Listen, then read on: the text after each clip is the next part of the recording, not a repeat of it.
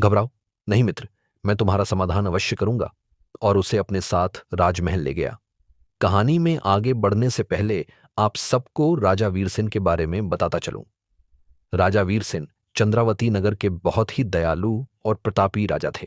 वे गुरु गोरखनाथ के शिष्य थे। एक समय में गुरु गोरखनाथ की बड़ी सेवा की थी।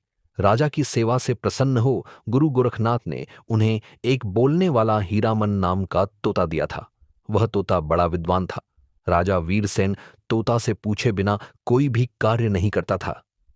राजा वीर सिंह ने राजकुमार को ले जाकर महल में ठहराया तथा स्वयं तोते के पास आकर राजकुमार का सारा हाल कह सुनाया।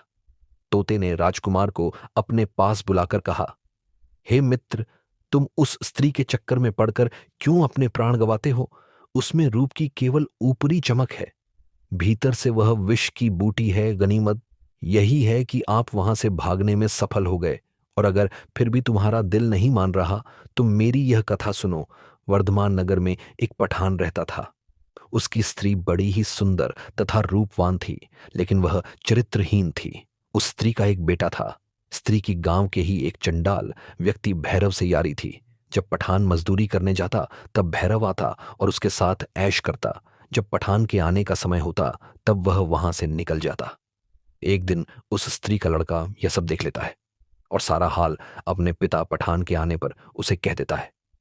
पठान को जब यह बात मालूम हुई तो वह जल उठा।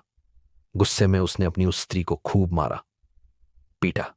एक दिन पठान मजदूरी करने गया हुआ था। तभी भैरव उसके पास आया आया और पूछने लगा, क्या बात है, आज तुम बहुत उदास दिख रही हो? स्त्री बोली, मेरे बेटे ने तुम्हारे और मेरे ऐशो आराम का सारा हाल देख लिया और अपने पिता से कह दिया। अब मेरा पति मुझे बहुत मारता पीटता है। भैरव कुछ सोचते हुए बोला, अपने बेटे का गला घोंट कर मार डाल ताकि